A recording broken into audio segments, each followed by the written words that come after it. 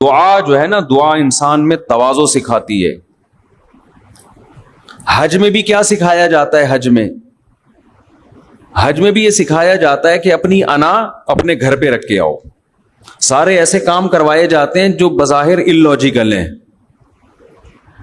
بھئی دیکھو، لاجک کا کام دنیا میں کوئی بھی مذہب دے نا تو فوراً فطرت کو اپیل کرتا ہے. آپ کسی غیر مسلم کو بتائیں ہمارے مذہب میں زکوٰۃ ہے، غیر مسلم کہے گا یار بڑا خاندانی مذہب ہے، کہے گا نا یار تم لوگ غریبوں کی مدد کرتے ہو، بہت اچھی بات ہے، ماشاءاللہ بڑا اچھا مذہب ہے اسلام، غریبوں کی مدد کا کہتا ہے.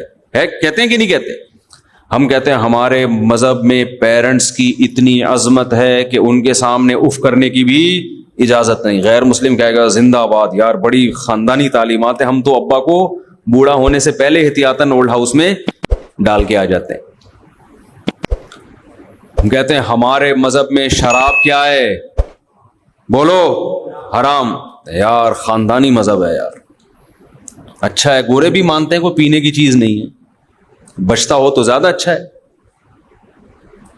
آپ گورے کو بتائیں ہمارے مذہب میں یہ ہے کہ سچ بول کے تجارت کرو، لعنت اللہ علی الکاذبین. قرآن کہتا ہے جھوٹوں پر اللہ کی لعنت. کہے گا یار زبردست.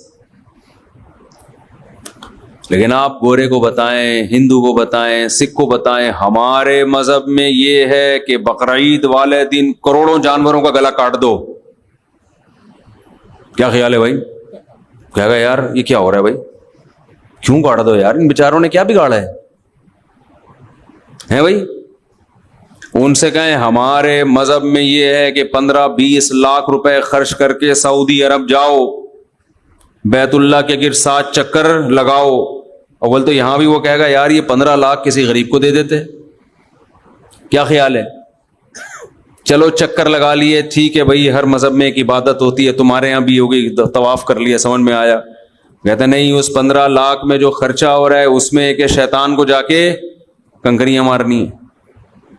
کہے گا کیوں مارنی ہے، وہاں تو شیطان نہیں ہے،